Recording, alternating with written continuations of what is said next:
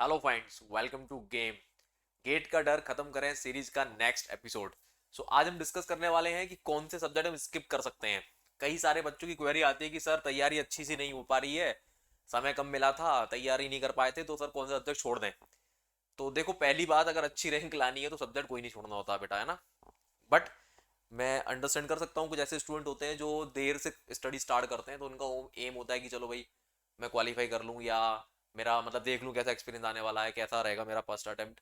तो वो कुछ सब्जेक्ट छोड़ के जाना चाहते हैं, है ना। तो देखिए, ऐसे स्टूडेंट्स के लिए मैं आपकी क्वेरी का भी समाधान करता हूँ फटाफट से। मैं पूरा गेट का सिलेबस लेके आया हूँ। मैं फिर से एक बार आपको रिमाइंड करा दूँ, अच्छी रैंक लाने के लिए सारे ही सब्जेक्ट पढ़ने हैं। If you want to be topper तो आपको सारे सब्जेक्ट पढ़ने हैं, बट स्टिल अगर आप छोड़ना है चाहे तो क्या क्या छोड़ सकते हैं, तो वो मैं आपको बता देता हूँ बेटा, है ना। देखो, ये पूरा मैथमेटिक्स का सिलेबस है ना। ये लीनियर अलजेब्रा पूरा पढ़ के जाना, बिल्कुल नहीं छोड़ना है भाई साहब, ठीक है। बिल्कुल स्किप नहीं कर सकते। कैलकुलस पढ़ के जाइए, बहुत इंपॉर्टेंट है, इससे क्वेश्चन आते ही आते हैं, ठीक है। डिफरेंशियल इक्वेशन से क्वेश्चन आएगा ही आएगा, और कॉम्प्लेक्स वेरिएबल से क्वेश्चन आएगा। आप चाहो तो ये दो टॉपिक, प्रोबेबिलिटी और न्यूमेरिकल मेथड, छोड़ सकते हो, ठीक है। ये दो टॉपिक आप छोड़ सकते हो। नेक्स्ट आगे बढ़ रहे हैं ना। बात करें अप्लाइड मैकेनिक्स एंड डिजाइन की, तो इंजीनियरिंग मैकेनिक्स में बेटा आप क्या क्या पढ़ लो बता देता हूँ, ठीक है। छोड़ना तो अलग होगा, पढ़ लो। जो पढ़ना है वो बता देता हूँ। देखो, आपको सबसे पहले पढ़ना है इसमें ट्रसेस। ट्रसेस से क्वेश्चन आता ही आता है, ठीक है। ट्रसेस एंड फ्रिक्शन, ये दो टॉपिक ऐसे हैं जो पढ़ने ही पढ़ने हैं। कई बार बच्चे पूरे पूरा ये इंजीनियरिंग मैकेनिक्स भी छोड़ देते हैं, तो मैं सजेस्ट नहीं करूंगा। मैं ये बोल रहा हूँ, दो चीज पढ़ लो, बाकी का पूरा छोड़ दो, क्योंकि पक्का ट्रस से या एक नंबर का फ्रिक्शन से क्वेश्चन आपको मिल जाएगा, ठीक है। इसके अलावा ये मैं उनको उनको बता रहा हूँ जिनके सब्जेक्ट तैयार नहीं है, अदरवाइज तो मैंने स्पेशल पहले ही कर दिया कि सब कुछ पढ़ना है, ठीक है। तो यहाँ से बेटा ट्रसेज और फ्रिक्शन पढ़ के चले जाओ। मैकेनिक्स ऑफ मटेरियल सोम की बात करूं, तो सोम में क्या क्या छोड़ सकते हो बता देता हूं मैं। थ्योरीज ऑफ फेलियर छोड़ दो, थ्योरीज ऑफ फेलियर छोड़ दो, कॉलम छोड़ दो, मत पढ़ो कॉलम, ठीक है। थ्योरीज ऑफ फेलियर छोड़ दो, कॉलम छोड़ दो, बाकी सारा पढ़ना बेटा, क्वेश्चन आएगा आएगा, ओके। क्वेश्चन 100% देखने को मिलेगा। नाउ थ्योरी ऑफ मशीन की बात करूं बेटा, जिसको हम टॉम बोलते हैं। टॉम में बेटा देखो, डिग्री ऑफ फ्रीडम से क्वेश्चन, ये मैं बता रहा हूँ क्या पढ़ना है, तो बाकी का छोड़ना वाला पार्ट हो गया। डिग्री ऑफ फ्रीडम पढ़ना ही पढ़ना है आपको, एक क्वेश्चन पक्का मिलेगा। Gear and the gear train, gear and the train वाला जो क्वेश्चन है 100% मिलेगा, वो पढ़ के जाइए, ठीक है। एक आपका वेलोसिटी एनालिसिस पे क्वेश्चन पक्का मिलेगा, ठीक है। जो वेलोसिटी वाला, वेलोसिटी एक्सेलरेशन होता है ना, वेलोसिटी एंड एक्सेलरेशन एनालिसिस होता है, वो वेलोसिटी एनालिसिस आप करके चले जाना, उस पर आपको क्वेश्चन मिलेगा ही मिलेगा, ठीक है। वाइब्रेशन पूरा पढ़ के जाना, बिल्कुल नहीं छोड़ना। पक्का एक क्वेश्चन आएगा फ्रीक्वेंसी के ऊपर, है ना, नेचुरल फ्रीक्वेंसी के ऊपर, वो स्प्रिंग स्प्रिंग कनेक्ट करके जो पूछता है, पक्का मिलेगा क्वेश्चन। बिल्कुल छोड़ के नहीं जाना, पूरा पढ़ना भाई साहब, ठीक है। नाउ मशीन डिजाइन की बात करें, मशीन डिजाइन में बेटा आप पढ़ के जाएंगे क्या। मशीन डिजाइन में एक तो आप पढ़ के चले जाना, ये बता देता हूं अब मैं, गियर्स के बारे में पढ़ के चले जाना, okay. Design of the static and the dynamic loading, इससे क्वेश्चन आ सकता है, ओके। बाकी इसमें बियरिंग, यस, बियरिंग का क्वेश्चन जरूर पढ़ के चले जाना बेटा, ठीक है। जो बियरिंग होती है ना, bearing, life of the bearing कैसे निकालते हैं, वो सब वाले जो क्वेश्चन होता है ना, वो जरूर पढ़ के चले जाना। That is important part. बाकी सारा छोड़ दो, कोई दिक्कत नहीं है, ठीक है। बाकी सारा छोड़ सकते हो अभी आप फिलहाल के लिए, ठीक है। तो यहाँ पे बियरिंग, जो बियरिंग से वो वाला पार्ट कवर करके आपको जाना ही जाना है, राइट। चलिए नेक्स्ट आगे बढ़े अगर, तो फ्लूइड मैकेनिक्स थर्मल साइंस की अगर हम बात करें, तो बेटा फ्लूइड मैकेनिक्स में फ्लूइड प्रॉपर्टी से क्वेश्चन मिलेगा आपको, फ्लूइड काइनेमेटिक्स से क्वेश्चन मिलेगा ही मिलेगा, डायनामिक्स से क्वेश्चन मिलेगा मिलेगा, और बाउंड्री लेयर से क्वेश्चन मिलेगा मिलेगा, ठीक है। तो मैं क्या क्या बोल गया मैं, और एक आपका पाइप फ्लो, इतना करके जाना है, और इजी होता है, तो कुछ है नहीं बेटा इसमें, ठीक है। तो इसमें आप स्किप कर सकते हो क्या, स्किप कर सकते हो डायमेंशन एनालिसिस, स्किप कर दो, ये नहीं पढ़ना आपको, छोड़ दो, इससे क्वेश्चन आता भी नहीं हमारे सब्जेक्ट में, ठीक है। बाकी फ्लूइड स्टैटिक्स बहुत इजी होती है, उसमें केवल आपको बॉयंट फोर्स वगैरह पढ़ना पड़ता है, और pressure on the hydrostatic surface, hydrostatic pressure और द हाइड्रोस्टैटिक फोर्सेस जो लगते हैं हमारे सरफेस को, वो पढ़ने हैं। तो वो वाला पार्ट आप चाहो तो स्किप कर दो, प्रॉपर्टीज पढ़ के चले जाओ। Fluid kinematics, fluid kinematics, fluid kinematics, fluid dynamics, pipe flow, जिसमें हम लोग डार्सी वेसबर्ग इक्वेशन यूज करते हैं, वो पढ़ के जाना है पाइप फ्लो में, ठीक है। और एक एक पढ़ के चले जाओ आपका क्या, एक पढ़ के चले जाओ आपका boundary layer theory, boundary layer theory, BLT, बस। बाकी छोड़ दो, स्किप कर दो, है ना। ना हीट ट्रांसफर में बेटा चार चीजें होती हैं, कंडक्शन, कन्वेक्शन, रेडिएशन और हीट एक्सचेंजर। कन्वेक्शन पूरा छोड़ दो, पूरा छोड़ दो, कन्वेक्शन स्किप कर दो, कन्वेक्शन पूरा छोड़ दो, कोई दिक्कत नहीं है। बाकी बेटा हीट एक्सचेंजर से क्वेश्चन मिलेगा, कंडक्शन से क्वेश्चन मिलेगा और रेडिएशन से पक्का क्वेश्चन मिलेगा, बिल्कुल मत छोड़ो, इजी होता है। थर्मोडायनेमिक्स की बात करूं बेटा, थर्मोडायनेमिक्स में आप zero law, first law, second law पूरा पढ़ के जाओ, ठीक है। फर्स्ट लॉ के ऊपर 100% क्वेश्चन आपको मिलेगा ही मिलेगा। इररिवर्सिबिलिटी आप चाहो तो छोड़ के जा सकते हो, ठीक है। और थर्मोडायनेमिक रिलेशन छोड़ के चले जाओ, उससे इतना ज्यादा इंपॉर्टेंट नहीं है, मतलब ईएससी में ज्यादा आता है, गेट में इतना इंपॉर्टेंट नहीं है, ठीक है। तो जीरो लॉ पढ़ लो, ओके। फर्स्ट लॉ पढ़ लो, calculation of work and heat वाला बहुत इंपॉर्टेंट है, सारे आपको प्रोसेस याद होने चाहिए, है ना। इसके अलावा इररिवर्सिबिलिटी में हालांकि क्वेश्चन आता है पर थोड़ा टेढ़ा, अगर आप छोड़ना चाहो तो उसको स्किप कर सकते हो। बाकी बेसिक पूरा बेसिक पढ़ के जाओ उसमें, ठीक है। बेसिक पूरा पढ़ लो, साइकिल कैसे काम करती हैं, है ना, पीवी डायग्राम क्या होते हैं, ये सब चीजें, मतलब जो अपने बेसिक चीजें वो पूरी इसमें पढ़नी है, क्योंकि नाम ही है इसका बेसिक थर्मोडायनेमिक्स, ओके। ये इसमें आप स्किप करने को मैं बता रहा हूं। अब मैं आता हूं नेक्स्ट पार्ट में, इसका अप्लाइड पार्ट है, दैट इज द एप्लीकेशन, जिसको हम थर्मोडायनेमिक एप्लीकेशन बोलते हैं। IC engine, RC power plant, बिल्कुल भी स्किप नहीं करना है, बिल्कुल भी नहीं करना है। दो दो नंबर के क्वेश्चन आते हैं, चवन्नी भर के आते हैं। आईसी इंजन की बात करूं तो 3 साइकिल है, diesel cycle, auto cycle, dual cycle, है ना। उसकी बात करूं टर्बाइन, टर्बो मशीन, उसकी मशीनरी की, तो उसमें मतलब आईसी इंजन हो गया। और अब उसकी बात करूं अगर मैं आरसी की, तो आरसी में बेटा क्या है, वेपर कंप्रेशन रेफ्रिजरेशन साइकिल है, वो पढ़नी है, 100% क्वेश्चन मिलेगा आपको, ठीक है। तो ये वाला पार्ट आप स्किप नहीं करेंगे बिल्कुल भी, ठीक है, ये वाला पार्ट आप स्किप नहीं करेंगे।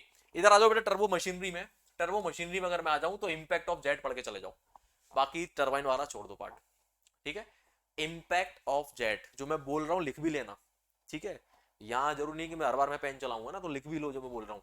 इंपैक्ट ऑफ जेट बिल्कुल स्किप नहीं करेंगे, बाकी वाला पार्ट आप चाहो तो छोड़ के जा सकते हो, वो जरूर देख के चले जाना कि स्पेसिफिक स्पीड के क्या फॉर्मूला होते हैं, ठीक है, टर्बाइंस के अंदर, है ना, वो बहुत इंपॉर्टेंट है। चलिए बाकी मटेरियल मैन्युफैक्चर इंडस्ट्रियल इंजीनियरिंग बेटा वेरी वेरी वेरी इंपॉर्टेंट।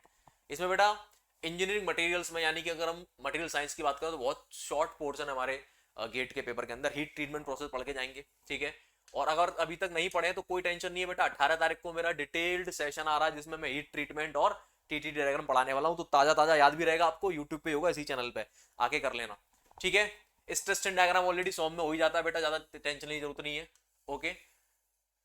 बाकी प्रॉपर्टीज मैंने आपको पढ़ाई दी है बहुत सारी, स्ट्रक्चर देख के चले जाना, ठीक है। और फेज डायग्राम अगर पढ़ लिया है तो बहुत अच्छी बात है, नहीं पढ़ा है तो स्किप कर सकते हो फिलहाल के लिए, पढ़ लिया तो अच्छी बात है, मतलब पूरा ही पढ़ना है, क्योंकि छोटे से पोर्शन है, क्वेश्चन कहीं से भी बन सकता है, ओके। तो इस सब्जेक्ट को स्किप करने के लिए मैं नहीं बोलूंगा, राइट, पूरा ही पढ़ना है, but heat treatment is the most important part here, right. Now casting, forming, joining process, 100% 100% दो दो नंबर के क्वेश्चन धरे मिलेंगे, धरे धरे समझते हो, धरे मिलेंगे, बिल्कुल सटीक है। कास्टिंग में बेटा सब कुछ ही पढ़ना है, कुछ नहीं छोड़ना है, ठीक है। स्पेसिफिकली बता देता हूं, शोविनो प्रिंसिपल पढ़ जाना, सोल्डिफिकेशन टाइम वाला, राइजर डिजाइन पढ़ के चले जाना, ठीक है। इससे पक्का क्वेश्चन आपको मिल सकता है 2 नंबर में, ठीक है। राइजर डिजाइन हो गया, शोविनो प्रिंसिपल हो गया, बाकी गेटिंग एलिमेंट्स के बारे में पढ़ के चले जाना, चोकिंग चोक एरिया जो होता है वो बिल्कुल पढ़ के जाना है। बाकी का पार्ट आप जो बेसिक चीजें हैं कि भाई कौन सा पैटर्न है क्या है, वो सब चाहो तो छोड़ सकते हो, थ्योरेटिकल पार्ट आप स्किप कर सकते हो यहाँ पे, ठीक है। फॉर्मिंग की बात करूं 100% क्वेश्चन मिलेगा, वो भी तगड़ा, डराने वाला क्वेश्चन मिलेगा, बड़ी सी लैंग्वेज होगी और उसमें पावर स्लो जरूर यूज हो रहा होगा, ठीक है। पावर स्लो पता है ना, true stretch is equal to K epsilon T to the power N, ये वाला यूज होगा 100%, ओके। तो वो पढ़ के जाइए, बिल्कुल स्किप नहीं कर सकते आप। इसके अलावा ज्वाइनिंग प्रोसेस में बेटा थोड़ा सा थ्योरेटिकल पार्ट पढ़ के जाना, मतलब वेल्डिंग के ऊपर वो थ्योरेटिकल पार्ट पूछ लेता है, और इसके अलावा 2 नंबर का पक्का न्यूमेरिकल आएगा, मतलब पढ़ना ही पढ़ना है, बिल्कुल भी स्किप नहीं करेंगे आप ये वाला पार्ट, ठीक है। चलिए मशीन एंड मशीन टूल्स बेटा आ जाओ, machining and the machine tool, machining पूरी पढ़नी है, मशीनिंग पूरी पढ़नी है, मशीन टूल्स का ओवरव्यू लेके जाएंगे बस। मशीन टूल्स में पूरा डिटेल नहीं पढ़ेंगे, केवल मशीनिंग टाइम कैलकुलेशन निकालनी है, किसके लिए, ड्रिलिंग के लिए, शेपर के लिए, प्लेनर के लिए, ठीक है। इसके अलावा क्या बचा, इसके अलावा आपका मिलिंग ऑपरेशंस के लिए, है ना, बस इसके अलावा कुछ नहीं पढ़ना है बेटा।